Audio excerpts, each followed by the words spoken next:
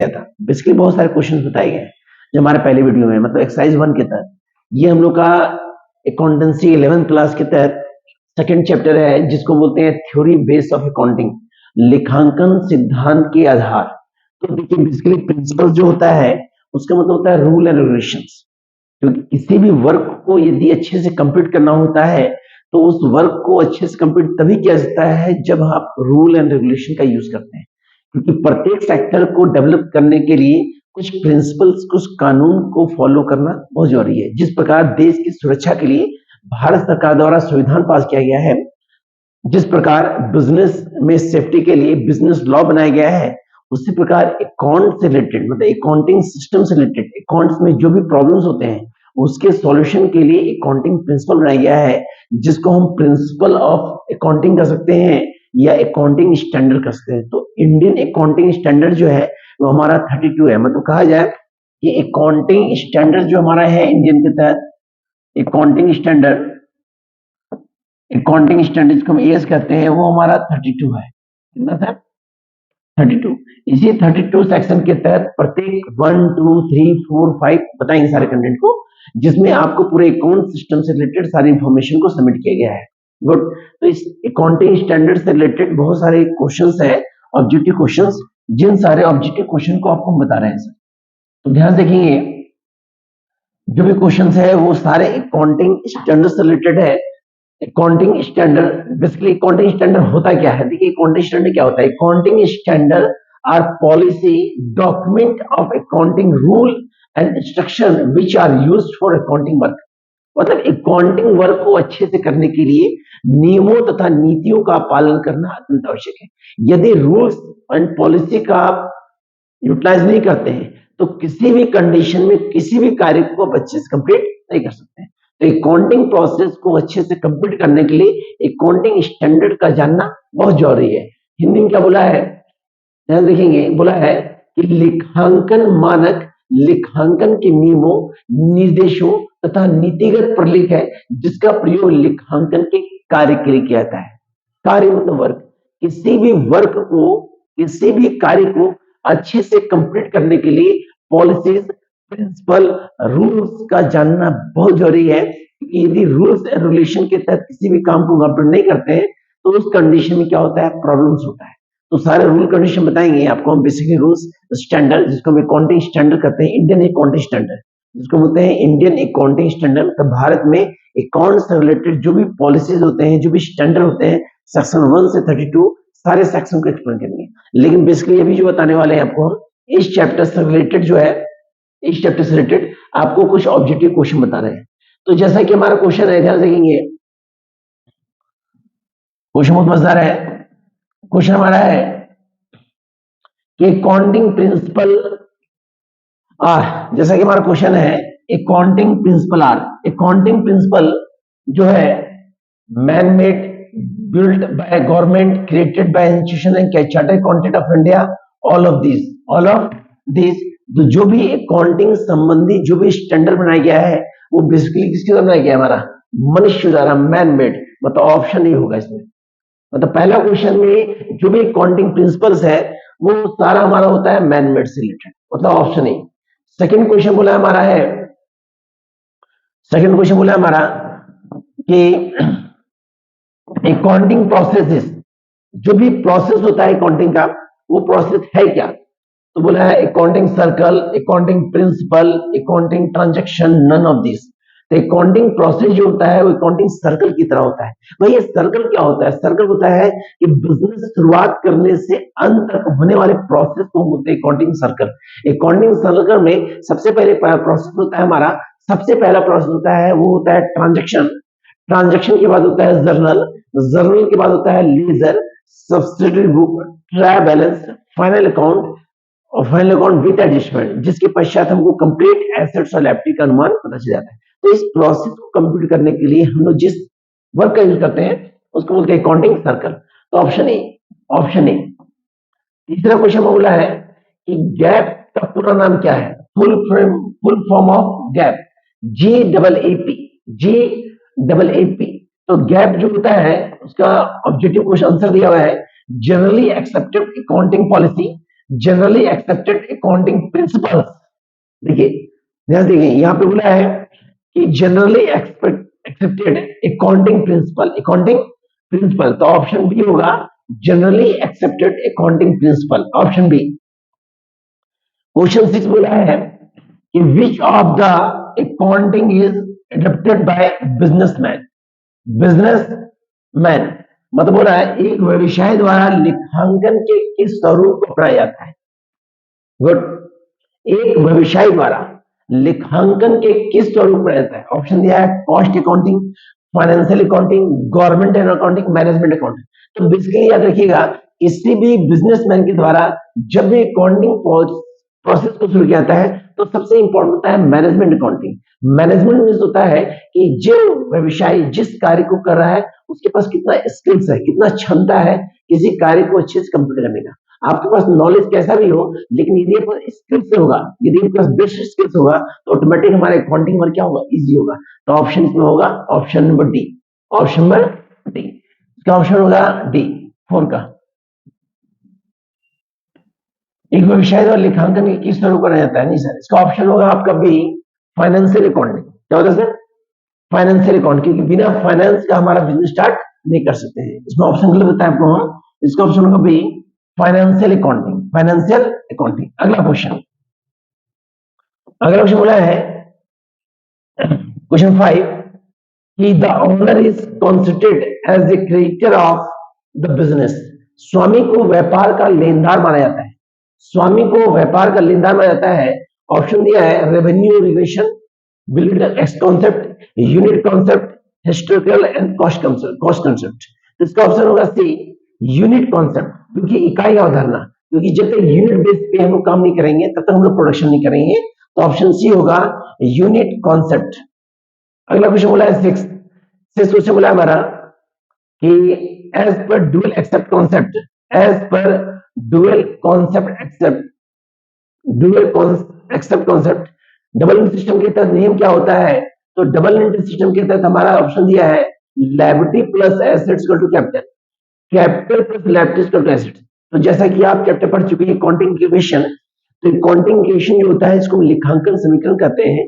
लेखांकन समीकरण में एसेट्स और लायबिलिटी का अमाउंट इक्विवेलेंट निकालते हैं, जिसका फॉर्मूला होता है हमारा assets equal to capital plus liability. तो ऑप्शन होगा B, capital plus liability equal to assets.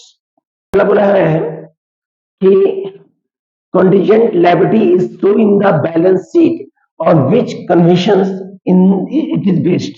कहने मतलब है संदिग्ध दायित्व चिट्ठी में दिखाया जाता है या किस परंपरा पर आधारित है। गुड, तो ऑप्शन दिया है रूढ़िवादी परंपरा, प्रदर्शन की परंपरा, सारता की परंपरा, निमित्ता की परंपरा। तो इसका ऑप्शन होगा conversion of disclosure, conversion of disclosure, option B, option B. Question 8 जो हमारा बोला हुआ है the policy to anticipate no profit and provide for all possible losses is concern with, लाभ की आशा ना करें तथा सभी संभावित हानियों के लिए प्रावधान करें, किससे संबंधित है। कन्वेंशन, ऑप्शन ए दिया है, बी दिया है commission of disclosure, convention of materiality और कन्वेंशन ऑफ कंसिस्टेंटी। इसका ऑप्शन जो होगा हमारा 8 का, वो ऑप्शन होगा हमारा ए, कन्वेंशन रूढ़िवादी परंपरा। Good, convention conservatives. Good, option B. Question 9 बोला है, क्वेश्चन 9 ध्यान देखेंगे, 9 बोला है base of accounting is, accounting जो होता है ये किसका बेस होता है।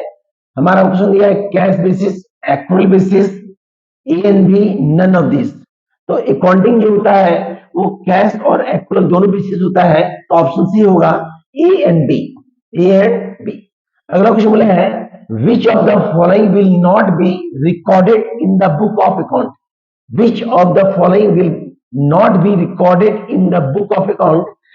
करेंगे मतलब है कि निम्न में लेखा पुस्तकों में किसको अभिलेखित नहीं किया जाता है, किसको अभिलेखित नहीं किया जाता है। ऑप्शन दिया है हमारा purchase of goods, payment of salary, salary to staff, order for supply of goods, order और सप्लाई ऑफ गुड्स। तो option D, order for supply of goods. Order for supply of goods. अगला question हमारा दिया ध्यान से ये next question, according to going concern concept the business entity will be in existence. चालू व्यापार की अवधारणा के अनुसार व्यवसायी इकाई अस्तित्व में रहेगी। ध्यान से ये क्वेश्चन लेवल कहने मतलब है कि according to going concern concept the business entity will be in existence. चालू व्यापार की अवधारणा के अनुसार व्यवसायी इकाई अस्तित्व में रहेगी, अस्तित्व में रहेगी। ये किसके अनुसार ऑप्शन क्या दिया है, इनडिफिनाइट period, separate entity concept, conversion of materiality, cost concept. तो ऑप्शन होगा ए, आइडेंटिफाइड पीरियड। ऑप्शन नहीं होगा सर। अगला क्वेश्चन बोला है हमारा कि लेखांकन के नकदी आधार के अंतर्गत व्ययों का लेखा किया जाता है। गुड।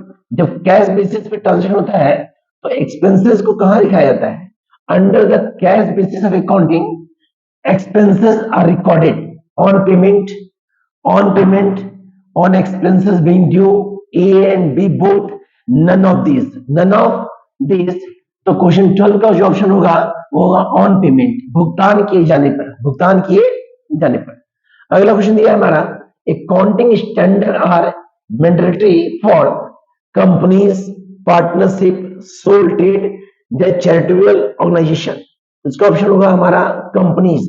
जितने भी अकाउंटिंग स्टैंडर्ड को फॉलो किया जाता है वो पूरे अकाउंटिंग सिस्टम किया जाता है, लेकिन बेसिकली कंपनी जब स्टार्ट करते हैं तो कंप्लीट वे में इसको फॉलो किया जाता है। तो इसका ऑप्शन होगा बी, ऑप्शन होगा ए, कंपनीज। नेक्स्ट क्वेश्चन दिया हमारा कि under the actual basis of accounting expenses are recorded। बोला है कि लेखांकन के उपार्जन आधार के अंतर्गत व्ययों का लेखा किया जाता है।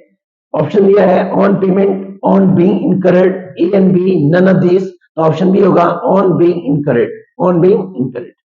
अगला क्वेश्चन, अगला दिया हमारा अकाउंटिंग स्टैंडर्ड 32 के तहत दिया है, accounting for fix assets, property, plant and equipment. मतलब प्लांट एंड इक्विपमेंट को अकाउंटिंग स्टैंडर्ड किसमें फॉलो करते हैं, तो इसको अकाउंटिंग स्टैंडर्ड 10 फॉलो करते हैं, accounting standard 10। Next question, GST stand for government and state tax, Gujarat state tax, goods and service tax. तो बेसिकली जानते हैं जीएसटी जो होता है good and simple tax, one nation one tax, goods and service tax. Question 17, what is the full form of GST, goods and service tax. Same question है, good and service tax. Question 18 बोला है कि accounting the cost concept, लागत अवधारणा के अनुसार option दिया है assets are recorded at the lower of cost and market value. Good.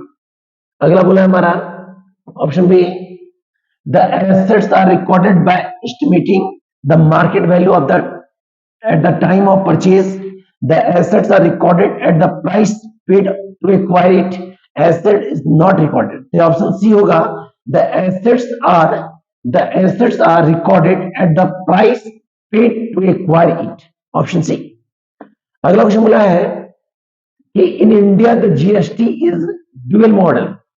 Bharat में जीएसटी का दोहरा मॉडल कैसा है, तो भारत में जीएसटी का जो दूसरा मॉडल है हमारा है वो हमारा है कनाडा का। किसका सर, कनाडा, ऑप्शन बी। अगला क्वेश्चन बोला है कि depreciation accounting, property, plant and machinery equipment. कहने मतलब अकाउंटिंग स्टैंडर्ड के तहत डिप्रिसिएशन को किसमें शामिल किया गया है, तो डिप्रिसिएशन को अकाउंटिंग स्टैंडर्ड जो हमारा है डिप्रिसिएशन अकाउंटिंग स्टैंडर्ड 3 के तहत दिखाया गया है, अकाउंटिंग स्टैंडर्ड 3 के तहत। Good, option C. अगला बोला हमारा कि भारत में GST was implement in India from, मतलब भारत में जीएसटी कब से लागू है, तो भारत जीएसटी लागू हुई 1 जुलाई 2017 को, 1 जुलाई 2017, 1 जुलाई 2017। अगला क्वेश्चन, इनकम रिकग्निशन, आय पहचान, आय पहचान।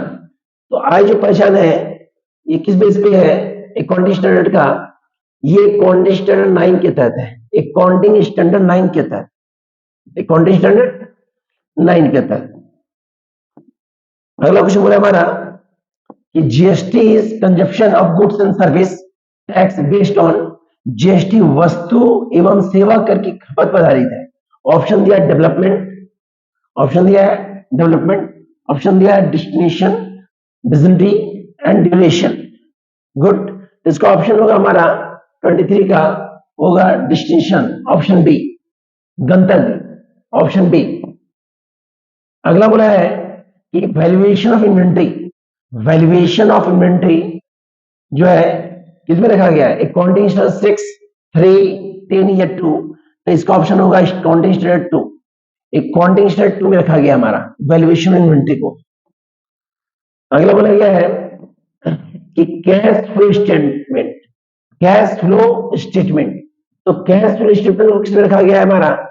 तो कैश फ्लो स्टेटमेंट को रखा गया हमारा अकाउंटिंग स्टैंडर्ड 3 के तहत, अकाउंटिंग स्टैंडर्ड 3 के तहत। और डिप्रिसिएशन को रखा गया है अकाउंटिंग स्टैंडर्ड 10 के तहत। डिप्रिसिएशन को रखा गया है अकाउंटिंग स्टैंडर्ड 10 के तहत, याद रखिए, अकाउंटिंग स्टैंडर्ड 10 के तहत। अगला क्वेश्चन बोला हमारा कि when the accounting standard board, when the accounting standard board, accounting standard board was constituted in India by the Institute of Chartered Accountant of India. Option है अक्टूबर 1973, अप्रैल 1977, जून 1974, देन नवंबर 1975, 1975। इसका ऑप्शन होगा जून 1974, जून 1974। अगला क्वेश्चन दिया हमारा 26, 27 जो हमारा ऑप्शन दिया है क्वेश्चन, नहीं सर, 26 का हमारा होगा ऑप्शन दिया अक्टूबर 1973, अप्रैल 1977, जून 1974, नवंबर 1975, 1975। इसका ऑप्शन होगा अप्रैल 1977, ऑप्शन बी होगा सर, ऑप्शन बी 1977। अगला क्वेश्चन बोला है international accounting standard board establishment in the year, अंतरराष्ट्रीय लेखांकन मानक परिषद की स्थापना कब हुई थी? तो 2001 में, 2001 में, 2001 में। अगला क्वेश्चन दिया है कि following are the objectives, following are the objectives of accounting standard. Good, निम्न में लेखांकन मानकों के क्या उद्देश्य है? तो लेखांकन मानकों के क्या उद्देश्य है? तो बेसिकली दिया है to help the auditor in audit of the account, to resolve the financial conflict easily, to make financial statement more meaningful और कंपेरेबल। तो ऑप्शन सी होगा to make financial statement more meaningful और comparable, खातों की विश्वसनीयता एवं तुलनीय बनाना, option C. Question 29 जो बोला हमारा, ध्यान देखिए question 29, under the company act, under the company act all companies are required to, under the companies act all companies are required to maintain their accounting to, कहने का मतलब है कंपनी अधिनियम के अनुसार सभी कंपनियों के लिए लेन देन रखना अनिवार्य है। गुड, ऑप्शन दिया है cash basis, accrual basis, either cash and accrual basis, none of this. तो ऑप्शन बी होगा एक्रूअल बेसिस, एक्रूअल बेसिस। इसका ऑप्शन बी होगा सर, क्योंकि किसी भी कंपनी में जो भी ट्रांजैक्शन होता है उसको एक्रूअल बेसिस पे हम लोग फॉलो करते हैं, ना कि कैश बेसिस। क्वेश्चन 30 बोला है हमारा, 30 बोला क्वेश्चन कि accepting of accounting standard are mandatory for कहने मतलब है लेखांकन मानकों का पालन करना अनिवार्य है। गुड। ऑप्शन दिया है for sole trade, for partnership trade, for the company, for all the above. For the company, क्योंकि जो भी अकाउंटिंग स्टैंडर्ड होता है उन सारे अकाउंटिंग स्टैंडर्ड को, उन सारे पॉलिसीज को, उन सारे स्टैंडर्ड्स रूल को कंपनी में स्टेप बाय स्टेप यूज किया जाता है। तो कंपनी के तहत अकाउंटिंग स्टैंडर्ड का हम लोग फॉलो करते हैं बेसिकली सभी सेक्टर के तहत। अगला क्वेश्चन 31 क्वेश्चन बोला हमारा कि income is measured on the basis of, income is measured on the basis of, आय मापी जाती है। ऑप्शन दिया है matching concept, money measurement concept, based on the concept of going concern, none of this. Option A होगा matching concept, option A matching concept. अगला question दिया है stages in accounting process are, लेखांकन प्रक्रिया में 4 चरण होते हैं। कितने चरण होते हैं? लेखांकन प्रक्रिया में कितने चरण होते हैं? तो लेखांकन प्रक्रिया में 4 स्टेज होते हैं, 4 स्टेज होते हैं। तो ऑप्शन होगा 4। क्वेश्चन 33 बोला है the system of recording transaction based on dual concept is called, द्विपक्षीय अवधारणा पर आधारित सौदों के अभिलेखन की प्रणाली को कहा जाता है, क्या कहा जाता है? ऑप्शन दिया हमारा double accounting system, cash system, single accounting system, none of this. इसका होगा डबल इंटरेस्ट सिस्टम या डबल अकाउंटिंग सिस्टम। तो 33 का ऑप्शन ए होगा डबल अकाउंटिंग सिस्टम।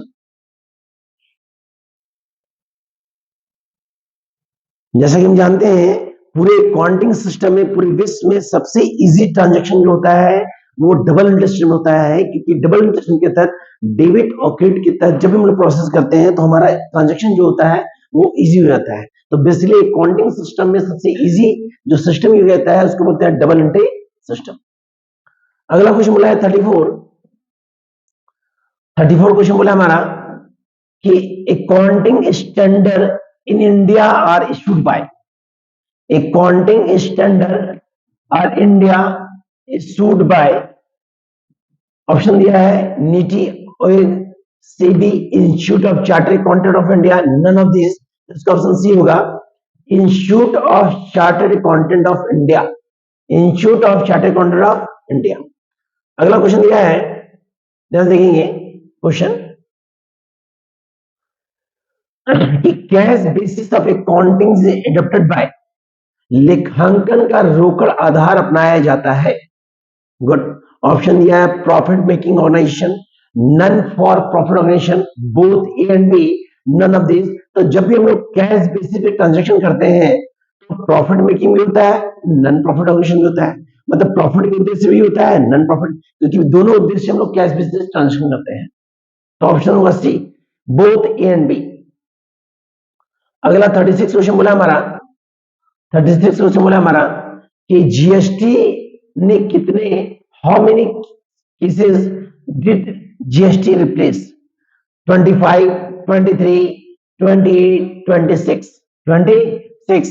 तो इसका ऑप्शन होगा हमारा 23, ऑप्शन बी 23। अगला क्वेश्चन बोला है accounting principle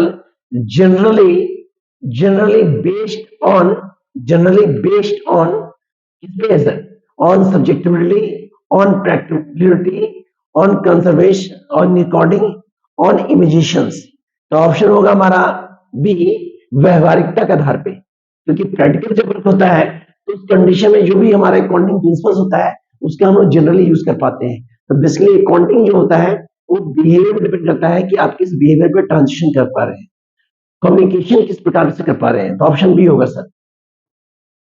question 38 provision for discount is made due to the concept of, छूट पर प्रावधान का सृजन निम्न अवधारणा के अनुसार किया जाता है। छूट पर मतलब provision for discount is made due to the concept of, छूट पर प्रावधान का सृजन निम्न अवधारणा स्टैंडर्ड के अनुसार किया जाता है। ऑप्शन ए दिया है हमारा रूढ़िवादिता के आधार पे, मिलान के आधार पे, मिलान के आधार पे, सारता के आधार पे। तो ऑप्शन नन ऑफ दिस। तो ऑप्शन ए होगा कंजर्वेटिव कॉन्सेप्ट, रूढ़िवादिता के आधार पे। क्वेश्चन 39 क्वेश्चन बोला हमारा कि फिक्स एसेट्स ऑलवेज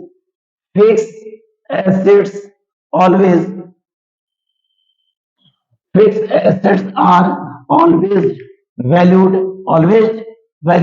इस पे डिपेंड करता है sir, at market price, at cost price, book value, none of this. तो ऑप्शन ए होगा एट मार्केट प्राइस, क्योंकि मार्केट प्राइस पे ही फिक्स एसेट का प्राइस मेजरमेंट करता है।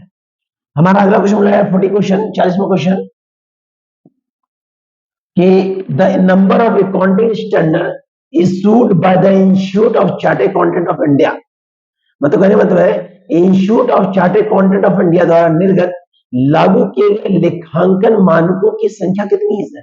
तो अभी जस्ट बताए थे कि अकाउंटिंग स्टैंडर्ड जो है वो इंडिया में 32 है सर। ऑप्शन सी होगा सर, ऑप्शन सी 40 है सर, ऑप्शन सी। अगला 41, फर्स्ट स्टेप इन अकाउंटिंग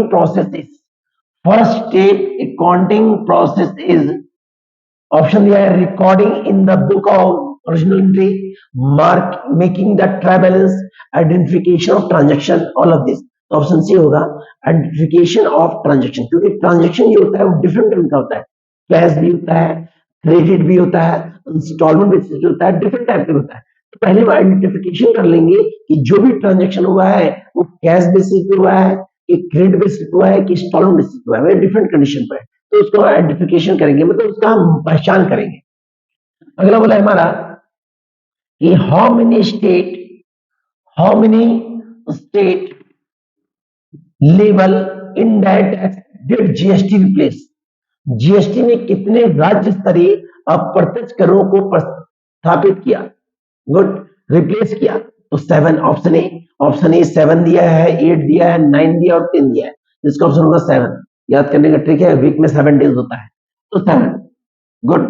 अगला GST, how many main elements of GST? तो बेसिकली जीएसटी दो होता है, एक इंट्रा और एक इंटर। इंट्रा मतलब होता है कि अपने स्टेट में प्रोडक्शन कर रहे हैं और अपने स्टेट में सेल कर रहे हैं, तो होता है इंट्रा, गुड। बेसिकली इंट्रा में दो पार्ट होता है, एक होता है सीजीएसटी, एक होता है जीएसटी, और एक होता है इंटर जहां पर पे करते हैं आईजीएसटी, और जब इंटरनेशनल पे करते हैं तो होता है यूटीजीएसटी। तो बेसिकली इसका आंसर होगा बी, ऑप्शन बी। अगला क्वेश्चन बोला है state tax which are included in GST, state tax which are included in GST is राज्य कर जिन्हें जीएसटी कर में समाहित किया गया है, राज्य कर जिन्हें जीएसटी में समाहित किया गया है।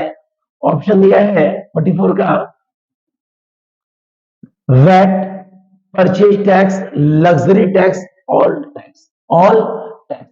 तो बेसिकली हमारा स्टेट के तहत ये हो जाएगा ऑल ऑफ दिस। 45 क्वेश्चन, तो 45 क्वेश्चन बोले हमारा कि द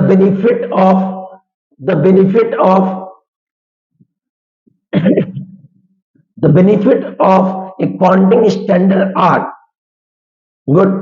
अकाउंटिंग स्टैंडर्ड का बेनिफिट क्या है sir?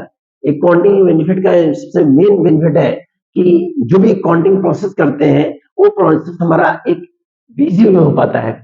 Consistency of financial statement to improve the reliability and authenticity of financial statement, मतलब वित्तीय विवरणों की उपयुक्तता, वित्तीय विवरणों की विश्वसनीयता एवं प्रामाणिकता के सुधार लाना, उपयुक्त दोनों। तो ऑप्शन सी होगा, ऑप्शन ए एंड बी, उपयुक्त दोनों। बोला हमारा कि डबल एंट्री सिस्टम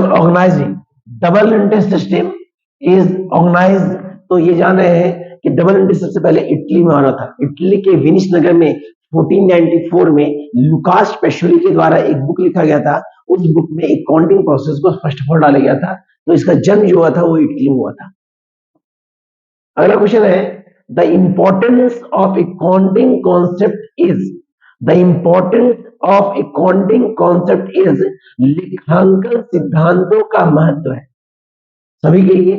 यदि accounting principles, rules and policy का यूज करते हैं तो जो भी सोसाइटी में हर पर्सन के लोगों को क्या होता है बेनिफिट, चाहे वो इन्वेस्टर हो, चाहे वह अकाउंटेंट हो, चाहे वो ऑडिटर हो, चाहे वो बिजनेसमैन हो, जितने सेक्टर के लोगों द्वारा अकाउंटिंग स्टैंडर्ड को फॉलो किया जाता है उनको केवल बेनिफिट होता है। अगला क्वेश्चन बोला है हमारा कि accounting standard 16 is related to, कहने मतलब है अकाउंटिंग स्टैंडर्ड 16 जो है उसमें हमारा कौन सा मिल है? Accounting for lease, depreciation accounting, earning per share, borrowing cost. तो ऑप्शन डी बोरिंग कॉस्ट। अगला question, income is measured on the basis of, income is measured on the basis of full disclosure concept, materiality concept, matching concept, none of these। तो इसका option होगा सी matching concept, matching concept. अगला question, question 50 बोला है how many central indirect tax did GST replace, did GST replace? Good. Option दिया है 7, option दिया 10, option 8, option 9। इसका ऑप्शन होगा 8, ऑप्शन 8। अगला बोला है कि कोल्हर में कितने प्रकार की एकरूपता का वर्णन किया गया है? ऑप्शन दिया है 5 4 3 2, 5 4 3 2। इसका ऑप्शन जो है, इसका ऑप्शन होगा हमारा 3। कितना हो सकता? क्वेश्चन दिया है कि how many types of consistency describe Kohler? Option होगा सी 3। तो ये आपका अकाउंटिंग स्टैंडर्ड अकाउंटिंग प्रिंसिपल के तहत 51 ऑब्जेक्टिव क्वेश्चन था। इन सारे क्वेश्चंस को आप एक या दो बार देख लेंगे तो आपको जो भी क्वेश्चंस आएंगे उसमें सारे सॉल्यूशन हो जाएंगे, मतलब सारे क्वेश्चन इससे रिलेटेड रहेंगे। तो पूरे अकाउंटिंग स्टैंडर्ड में 32 सेक्शन होता है जिसको बेसिकली एक सेक्शन याद करना पड़ेगा, उसका भी आपको हम वीडियो देंगे। लेकिन बेसिकली इस चैप्टर के तहत 51 जो वांटेड क्वेश्चंस दिए हैं, जो काफी बहुत ही इंपॉर्टेंट क्वेश्चन दिए हैं, उस क्वेश्चन को आप ध्यान से एक या दो बार जरूर देख लें, जिससे आपका 11th में जो चैप्टर